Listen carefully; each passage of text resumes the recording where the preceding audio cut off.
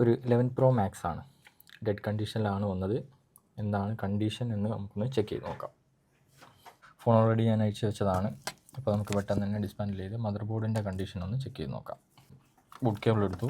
Boot cable എടുത്തതിന് ശേഷം attach ചെയ്തു. ഓട്ടോ ആംബിയർ കൺസ്യൂമിംഗ് ആണ്. 460 മില്ലി ആംബിയർ കൺസ്യൂം ചെയ്യുന്നുണ്ട്. അത്യാവശ്യം നല്ല രീതിയിൽ തന്നെ ഓട്ടോമാറ്റിക്കലി ആംബിയർ കൺസ്യൂം ചെയ്യുന്നുണ്ട്. ബോർഡിൽ ഏതോ ഒരു പോർഷനിൽ ഷോർട്ട് ഉണ്ട് എന്ന് നമുക്ക് മനസ്സിലായിട്ടുണ്ട്. 11 Pro സീരീസ് ആയതുകൊണ്ട് അതിൻ്റെ ചാർജിങ് റിലേറ്റഡ് സെക്ഷനുകളൊക്കെ ഇതിൻ്റെ സബ് ബോർഡിലാണ് വരുന്നത്. അപ്പോൾ നമുക്ക് ആദ്യം ചെയ്യേണ്ട കാര്യം എന്താണെന്ന് വെച്ചാൽ സബ് ബോർഡ് സ്ട്രിപ്പ് റിമൂവ് ചെയ്തതിന് ശേഷം വീണ്ടും ആ ലീക്കേജ് അവിടെ ഉണ്ടോ എന്ന് ചെക്ക് ചെയ്യണം.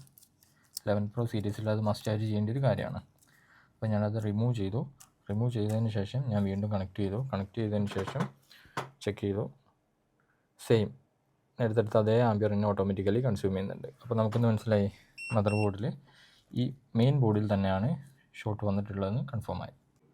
അത്യാവശ്യം ആംബിയർ കൺസ്യൂം ചെയ്യുന്നുണ്ട്. അപ്പോൾ നമുക്ക് മെയിൻ ലൈനിൽ തന്നെ ചെക്ക് ചെയ്യാം. പെട്ടെന്ന് തന്നെ നമുക്ക് ഷോർട്ട് ഫൈൻഡ് ചെയ്യാൻ പറ്റുമെന്ന് ചെക്ക് ചെയ്ത് നോക്കാം. ബോർഡിന് നമ്മൾ എന്ത് ചെയ്യണം, സെപ്പറേറ്റ് ചെയ്തെടുത്തു. ബോർഡ് സെപ്പറേറ്റ് ആയിട്ടുണ്ട്. ബൂട്ട് കേബിൾ ഞാൻ ഒന്നുകൂടി കണക്ട് ചെയ്യാണ്. കണക്ട് ചെയ്ത് ഹീറ്റ് വരുന്ന പാർട്ട് എവിടെയാണെന്ന് ഒന്ന് ചെക്ക് ചെയ്ത് കഴിഞ്ഞാൽ പെട്ടെന്ന് തന്നെ ഷോർട്ടുള്ള ഏരിയയിലേക്ക് നമുക്ക് പോകാൻ പറ്റും. ഞാൻ ബൂട്ട് കേബിൾ കണക്ട് ചെയ്തു. ഈ ഒരു മെത്തേഡ് വഴി ഹീറ്റ് ചെക്ക് ചെയ്യുന്നത് ബെറ്ററാണ്. ലോവർ ബോർഡിൽ നിന്നാണ് ഒരു ഹീറ്റ് സ്പ്രെഡ് ആകുന്നത് ഫീൽ ചെയ്യുന്നത്. അപ്പോൾ മിക്കവാറും ലോവർ ബോർഡിലായിരിക്കാം ഇഷ്യൂ എന്ന് ഏകദേശം നമുക്ക് ഉറപ്പില്ല. നമുക്ക് ചെക്ക് ചെയ്ത് തന്നെ ഫൈൻഡ് ചെയ്യണം. എന്തായാലും അപ്പർ ബോർഡിൻ്റെ ഈ ഒരു അപ്പർ സൈഡിലെ കമ്പോണൻറ്റുകളിലൊന്നുമല്ല ഷോർട്ട് എന്ന് നമുക്ക് കൺഫേം ചെയ്യാൻ പറ്റും. ഈ ഒരു പോർഷനിലാണ് ഷോർട്ട് വന്നതെങ്കിൽ പെട്ടെന്ന് തന്നെ ഒരു ഷാർപ്പ് ഹീറ്റ് ഇവിടെ നമുക്ക് കിട്ടുമായിരുന്നു. അപ്പോൾ അത് കിട്ടുന്നില്ല. നമുക്കൊരു സ്പ്രെഡായി വരുന്ന ഹീറ്റാണ് കിട്ടുന്നത്. അപ്പോൾ മിക്കവാറും ഇതിൻ്റെ ഉള്ളിലായിരിക്കും ഷോർട്ട് എന്ന് നമുക്ക് കൺഫേം ആയി. എല്ലാ സ്റ്റിക്കറും റിമൂവ് ചെയ്തു. നമുക്ക് എന്ത് ചെയ്യണം, ഇതൊന്ന് സെപ്പറേറ്റ് ചെയ്യണം. അപ്പോൾ ഇതൊരു അൺടച്ച്ഡ് ബോർഡാണ്. അപ്പം പെട്ടെന്ന് തന്നെ നമുക്ക് എന്ത് ചെയ്യാൻ പറ്റും, ഇതിലെ ഷോർട്ട് ഫൈൻഡ് ചെയ്യാൻ പറ്റും. നമുക്ക് ആദ്യം വിഷ്വൽ ഇൻസ്പെക്ഷൻ നടത്താം, ശേഷം നമുക്ക് ചെക്കിങ് ചെയ്യാം. വിഷ്വൽ ഇൻസ്പെക്ഷൻ വഴി ഫൈൻഡ് ചെയ്യാൻ പറ്റിയിട്ടുണ്ടെങ്കിൽ ടൈം കുറേ ലാഭം കിട്ടും. അപ്പോൾ എന്തായാലും ഞാൻ പ്രീ ഹീറ്റർ ഓൺ ആക്കിയതിന് ശേഷം സെപ്പറേറ്റ് ചെയ്യാൻ വേണ്ടി ഞാനതിൽ വെച്ചു. വെയിറ്റ് ചെയ്യാണ്. iPhone X മുതൽ XS 11 Pro സീരീസൊക്കെ പ്രീ ഹീറ്ററിൽ വെച്ച് കഴിഞ്ഞാൽ പെട്ടെന്ന് തന്നെ സെപ്പറേറ്റ് ആയി വരും. അപ്പോൾ ഏകദേശം ഹീറ്റായി എന്ന് തോന്നുന്നുണ്ട്. ഞാനിന്ന് സെപ്പറേറ്റ് ചെയ്തു. അപ്പർ ബോർഡിനെ പതിയെ മാറ്റി വെച്ചു. ലോവർ ബോർഡിനെടുത്തു, പതിയെ മാറ്റി വെച്ചു. പ്രീ ഹീറ്റർ ടേൺ ഓഫ് ചെയ്തു, മാറ്റി വെച്ചു. അപ്പോൾ ഞാൻ ബോർഡ് സെപ്പറേറ്റ് ചെയ്തു.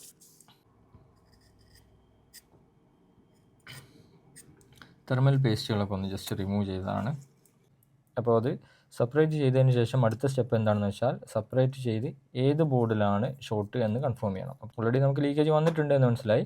അപ്പോൾ ബോർഡ് നമ്മൾ സെപ്പറേറ്റ് ചെയ്തു. സെപ്പറേറ്റ് ചെയ്തതിന് ശേഷമുള്ള അടുത്ത പ്രൊസീജിയർ എന്താണെന്ന് വെച്ചാൽ ഈ ബോർഡിലാണോ ലീക്കേജ് വന്നത് എന്ന് കൺഫേം ആക്കണം. കാരണം ഈ രണ്ട് ബോർഡുകളും ഈ മെയിൻ വോൾട്ടേജ് കൺസ്യൂം ചെയ്യുന്നുണ്ടാവും, സെക്കൻഡറി വോൾട്ടേജുകളും കൺസ്യൂം ചെയ്യുന്നുണ്ടാവും. അപ്പം നമ്മൾ ഓൾറെഡി ആദ്യം ഈ ബോർഡിലാണിത് ചെക്ക് ചെയ്തത്. ആ ബോർഡിൽ ഇപ്പോഴും ആ ഷോർട്ട് ഉണ്ടോ ഇല്ല എന്ന് ചെക്ക് ചെയ്യാണ് അടുത്ത പ്രൊസീജിയർ. ബൂട്ട് കേബിൾ കണക്ട് ചെയ്തതിന് ശേഷം ഞാൻ ചെക്ക് ചെയ്യുന്ന സമയത്ത് ഷോർട്ടില്ല. താഴത്തെ ബോർഡിലാണ് നമുക്ക് കൺഫേം ആയി. കാരണം നമുക്ക് നേരത്തെ ചൂട് വന്നതും താഴത്തെ ബോർഡിൽ നിന്നാണ് ഷാർപ്പ് ഹീറ്റ് വന്നത്. അപ്പോൾ അപ്പർ ബോർഡിൽ എന്തില്ല, ഷോർട്ടില്ല എന്ന് നമുക്ക് കൺഫേം ആയി. അപ്പോൾ ഈ അപ്പർ ബോർഡിൽ ഇനി ഒന്നും ചെയ്യേണ്ട കാര്യമില്ല. അപ്പർ ബോർഡ് പതിയെ അങ്ങോട്ട് മാറ്റി വെക്കുക. ലോവർ ബോർഡ് എടുക്കുക.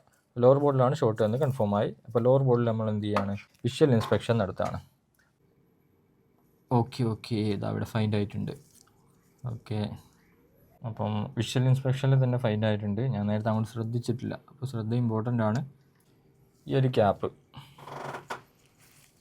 ഒരു ക്യാപ്പാണ് ഷോർട്ട് വന്നിട്ടുള്ളത്. ചെക്ക് ചെയ്താൽ മനസ്സിലാവും. ആ ഒരു ക്യാപ്പാണ് ഷോർട്ട് വന്നിട്ടുള്ളത്. ആ ക്യാപ്പിൽ നമുക്ക് വിഷ്വലി അതിൽ ഫിസിക്കൽ ഡാമേജസ് വന്നിട്ടുണ്ട്. അതിൻ്റെ കളർ ചേഞ്ച് വന്നിട്ടുണ്ട്. രണ്ട് സൈഡിലെ ടിൻ പാഡുകളിലും കളർ ചേഞ്ചിങ് വന്നിട്ടുണ്ട്. എന്തുകൊണ്ടാണ് കളർ ചേഞ്ചിങ് വന്നത്?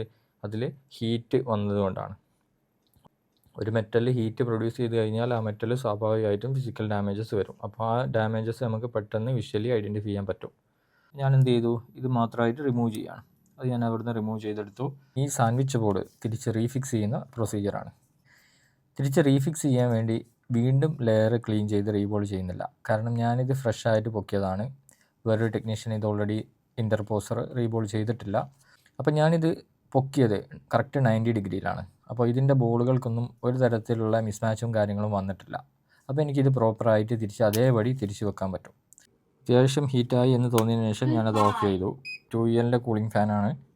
കൂളിംഗ് ഫാൻ കൊണ്ടുള്ള ഉപകാരം ഈ സമയത്തൊക്കെയാണ് നിങ്ങൾക്ക് മനസ്സിലാവുക. അപ്പോൾ ഞാൻ എന്ത് ചെയ്തു, കൂളിംഗ് കൊടുത്തു.